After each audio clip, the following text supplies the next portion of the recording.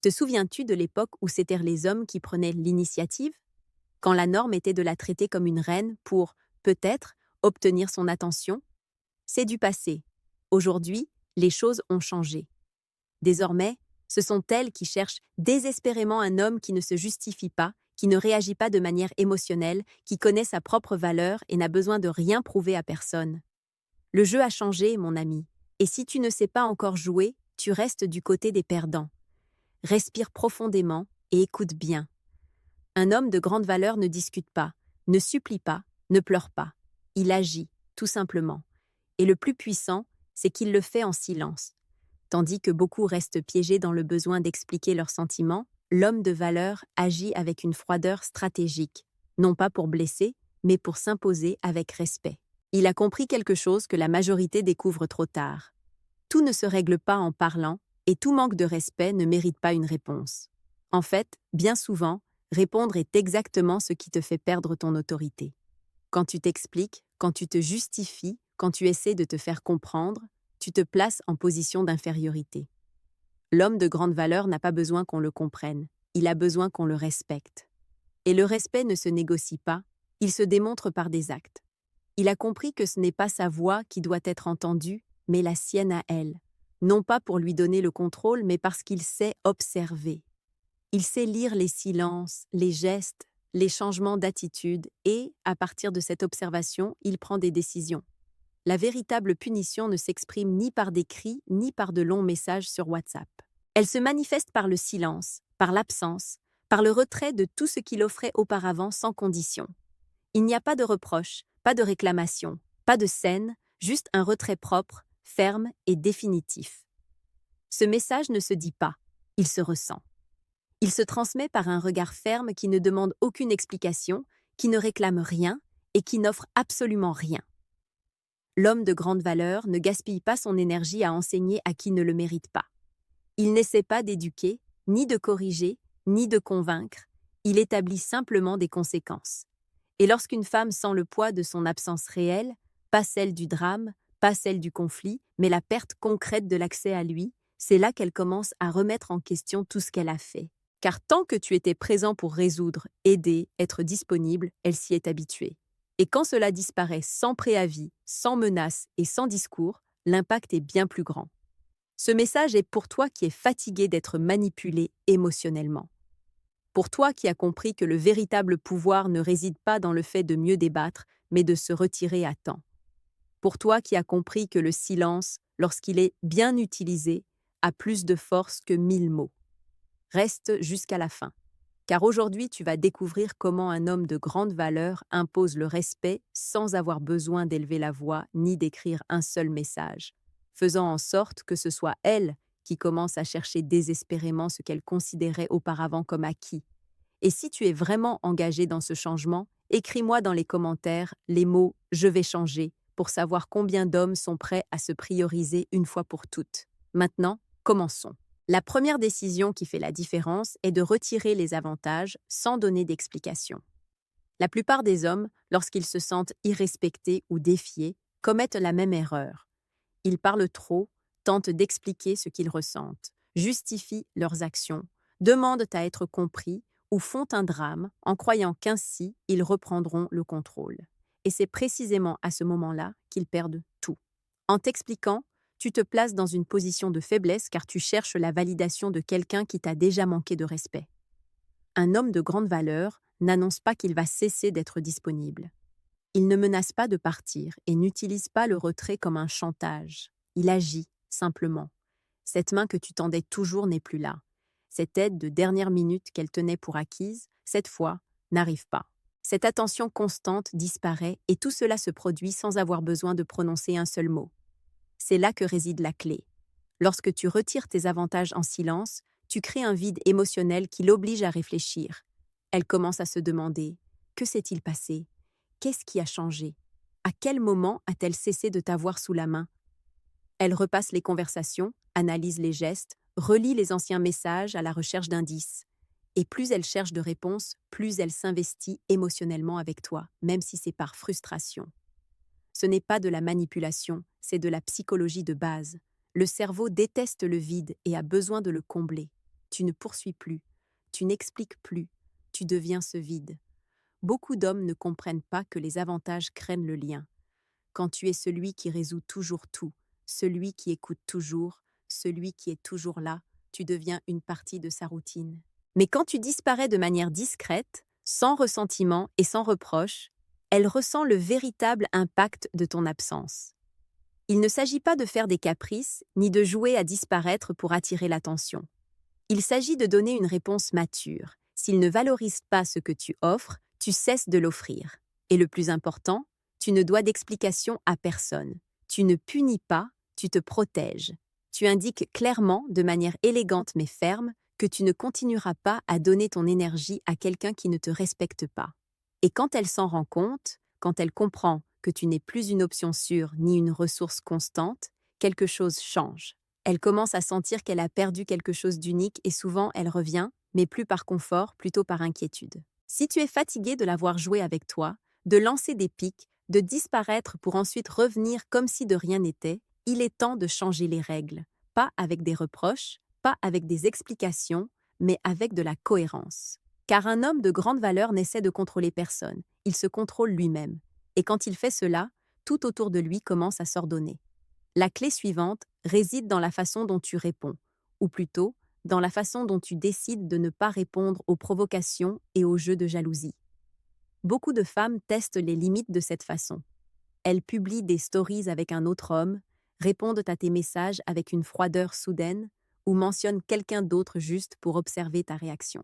Non pas parce qu'elles veulent cet autre homme, mais parce qu'elles veulent vérifier si elles ont encore du pouvoir sur toi. Elles veulent te voir réagir, t'énerver, te justifier, entrer en compétition.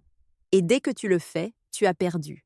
Un homme de grande valeur détecte cette intention de loin et choisit de ne pas participer. Il ne se fâche pas, il ne devient pas jaloux, il n'entre pas dans le jeu, il reste simplement lui-même. Et il n'y a pas de coup plus dur pour quelqu'un qui cherche de l'attention que de ne pas en recevoir. Elle s'attendait à de la nervosité, à une réponse émotionnelle, à te voir t'agiter, mais tu ne changes pas ton énergie, et cela la déconcerte. Car lorsque tu ne réagis pas, le message est clair. Même s'il n'est pas dit, je n'ai pas besoin de rivaliser, je n'ai pas besoin de prouver quoi que ce soit. Je n'ai pas besoin de ta validation. Cela génère un profond malaise. Pour quelqu'un qui se nourrit d'attention, l'indifférence est dévastatrice, non pas parce qu'elle est cruelle, mais parce qu'elle brise le contrôle. Elle a essayé de manipuler la situation et n'a pas obtenu le résultat escompté. C'est là que beaucoup d'hommes se trompent. Ils croient qu'ignorer, c'est feindre le désintérêt ou jouer les durs. Il ne s'agit pas de cela. Il s'agit de maturité émotionnelle. Quand tu ne rivalises pas, quand tu ne te justifies pas et quand tu ne cherches pas d'approbation, tu transmets que ta valeur ne dépend pas de ce qu'elle fait ou ne fait pas. Tu indiques clairement que tu ne tolères pas les jeux émotionnels déguisés en provocation. Elle a essayé de te faire bouger émotionnellement et tu es resté toi-même. Cela désarme toute tentative de contrôle. Un homme qui gouverne ses émotions dégage une force silencieuse. C'est comme s'il disait sans parler « Je sais ce que tu essaies de faire et ça m'est égal ». Et cela, même si ça ne paraît pas, a beaucoup plus d'impact que n'importe quelle dispute. Au fond, une femme qui provoque ne cherche pas le conflit. Elle cherche à confirmer qu'elle a encore de l'influence sur toi. Elle veut se sentir importante, désirée, pertinente. Et quand elle n'obtient pas de réponse, quand il n'y a pas de réaction, elle commence à douter. Ce doute interne est ce qui change la dynamique. Ce n'est plus toi qui te demandes ce qui se passe, c'est elle. Pas besoin de discuter, pas besoin d'envoyer des messages passifs-agressifs, pas besoin de rendre les coups, continue simplement ta vie. Entraîne-toi, travaille, avance dans tes projets, sors avec tes amis, profite de ton temps. Si tu publies quelque chose, que ce soit parce que tu vis ta vie, pas parce que tu veux provoquer. Cela démontre que ta paix intérieure est ta priorité et que quiconque tente d'altérer cette paix perd le privilège de ton attention. Ton attention est un luxe, bien que beaucoup ne le comprennent pas.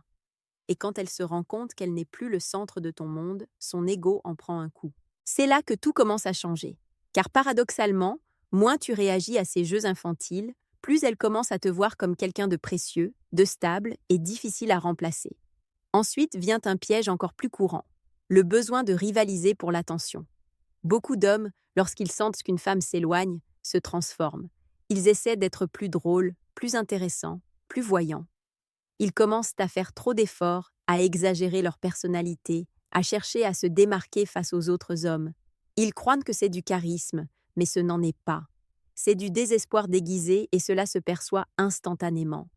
Une femme sent quand un homme essaie de gagner sa place, et à ce moment-là, l'attraction commence à mourir, car l'homme qui s'efforce de prouver qu'il mérite d'être là s'est déjà placé en dessous. Un homme de grande valeur n'entre jamais dans cette dynamique. Il ne rivalise pas, il observe et décide. Si elle cherche à le provoquer avec des stories exagérées, des flirts publics ou des commentaires venimeux, il n'entre pas dans le jeu. Son attention n'est pas en solde. Soit on la valorise, soit on la perd. Il ne discute pas, ne s'explique pas, n'essaie pas de convaincre. Sa valeur ne réside pas dans ce qu'il dit, mais dans la façon dont il se comporte. Le vrai changement se produit quand tu arrêtes d'essayer de conquérir et que tu commences à sélectionner. À ce moment-là, tu n'es plus un de plus à lutter pour une place dans sa vie. Tu es l'homme qui décide avec qui il partage son temps et cela change tout. Si elle essaie de te comparer à d'autres, tu ne réagis pas. Si elle mentionne quelqu'un qui l'a invité à sortir, tu souris et tu continues la conversation ou tu changes de sujet. Si elle lance des phrases comme « Au moins un tel fait ça pour moi », ta meilleure réponse est de ne pas aller sur ce terrain. La compétition n'existe que si tu acceptes de jouer. Quand tu choisis de ne pas le faire, tu as déjà gagné.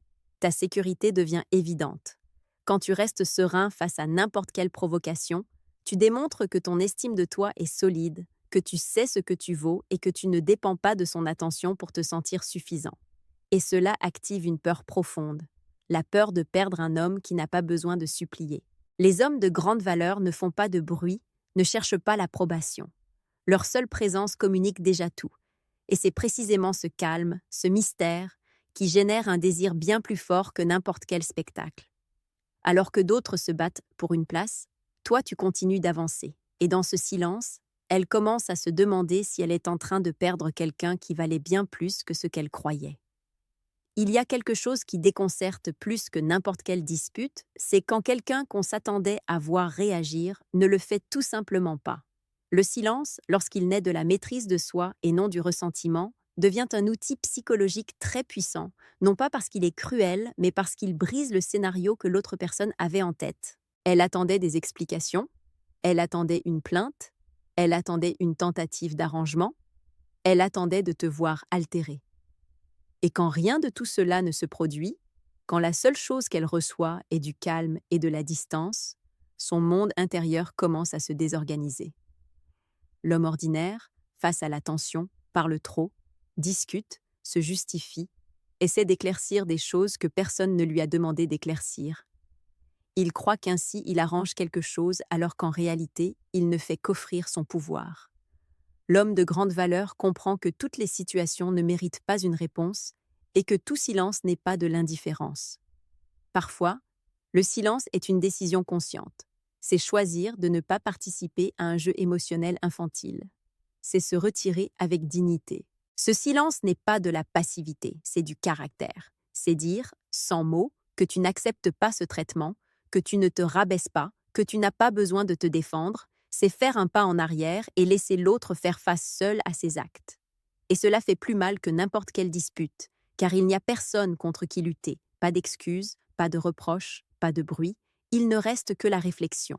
Une femme habituée aux hommes qui expliquent toujours, qui poursuivent toujours, qui essaient toujours de tout arranger, se sent complètement déstabilisée face à ton silence. Parce que le silence n'offre pas de réponse, il laisse juste de la place pour que le regret grandisse. Il l'oblige à penser, à se souvenir, à revoir ce qu'elle a fait sans distractions extérieures. C'est comme un miroir qui ne ment pas et qu'on ne peut pas briser en discutant. Et ici apparaît quelque chose de clé. Le silence sème le doute. Elle commence à se demander si tu t'es lassé, si elle ne t'importe plus, s'il y a quelqu'un d'autre, si elle est allée trop loin. Et ces questions ne s'éteignent pas facilement, elles se répètent, s'accumulent et occupent de l'espace dans son esprit.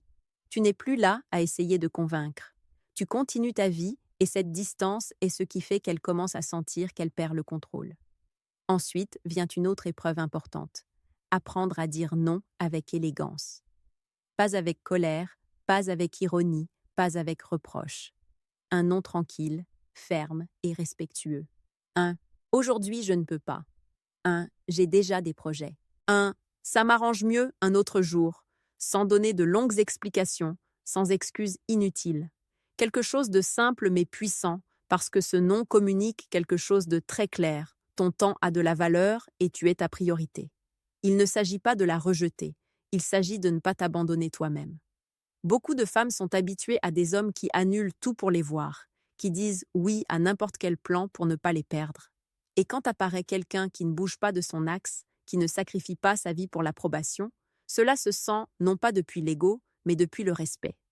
Ce non poli, sans drame, enseigne plus que n'importe quel discours, car ce qui dérange vraiment n'est pas le rejet, mais de se rendre compte qu'elle n'occupe plus automatiquement la première place. Quand elle perçoit que tu n'es plus son option sûre, que c'est maintenant elle qui doit gagner ton temps, la dynamique change complètement. Elle commence à se demander si elle a fait quelque chose de mal, si elle devrait se rapprocher davantage, si elle perd du terrain. Un homme qui se justifie trop transmet de l'insécurité. Un homme qui dit non de façon brusque semble rancunier, mais un homme qui refuse avec calme et continue son chemin laisse une impression profonde, parce que c'est là que naît le doute. Même si elle essaie de paraître indifférente, ces questions continuent de tourner, et plus tu te choisis toi-même, plus tu projettes de la valeur, car ce qui est rare devient désiré. Refuser avec élégance n'est pas seulement rejeter une invitation, c'est envoyer un message silencieux. Tu n'es plus toujours disponible, maintenant tu choisis. Et quand un homme se choisit, c'est souvent là qu'une femme commence à courir après ce qu'elle sent qu'elle peut perdre. Enfin, il y a quelque chose qui finit de consolider tout cela, la rareté subtile. Ne pas disparaître complètement, ne pas couper toute communication, ne pas jouer à punir. Cela naît souvent de la colère ou de l'insécurité. La vraie rareté est naturelle. Elle est le résultat d'une vie pleine, occupée et avec un but. L'homme ordinaire vit pendu à son téléphone, répond à l'instant et est toujours disponible. L'homme de grande valeur répond quand il peut, parle quand il veut et n'est pas constamment dans l'attente. Il n'agit pas pour manipuler, il ne suit pas une stratégie artificielle. Simplement, sa vie est si complète que son temps devient limité. Et quand une femme perçoit qu'elle n'a pas un accès illimité à toi, quelque chose s'active, non pas parce que tu l'ignores, mais parce que ton intérêt existe, mais n'est pas garanti, il est sélectif. Tu ne réponds pas toujours immédiatement, tu n'acceptes pas de plan improvisé à la dernière minute. Tu n'es pas toujours connecté et cela élève ta valeur sans que tu aies à dire quoi que ce soit. Ce qui n'est pas facilement accessible devient plus désirable et ton comportement parle pour toi. Ta vie filtre qui mérite d'y être. Elle commence à se demander « Que fais-tu ? Pourquoi n'es-tu pas toujours là si tu ne lui donnes plus la même priorité ?» Et sans confrontation, sans discours et sans dispute, le jeu s'inverse. Ce n'est plus toi qui cherches la validation, c'est elle qui cherche des espaces pour récupérer ton attention. La rareté subtile, ce n'est pas jouer avec quelqu'un, c'est se respecter. C'est comprendre que ton temps est sacré et que quiconque veut faire partie de ta vie doit le comprendre sans que tu aies à l'expliquer. Quand tu fais cela, tout change, ton énergie change, ta présence pèse plus lourd. Et les personnes qui ne savent pas valoriser cela restent simplement derrière. Si ce message t'a apporté de la valeur, laisse ton like et abonne-toi. Chaque contenu que nous partageons ici est pensé pour t'aider à grandir, à renforcer ton caractère et à arrêter de donner ton énergie là où elle n'est pas valorisée. Si tu veux soutenir ce message et faire en sorte qu'il atteigne plus d'hommes qui en ont besoin, laisse dans les commentaires les mots « J'ai terminé la leçon ». Cela aide ce contenu à aller plus loin. Merci d'être ici, de travailler sur toi et de choisir d'évoluer. Reste attentif, car ce qui vient ensuite est conçu pour t'amener encore plus près de ta meilleure version. Un grand câlin et on se voit au prochain.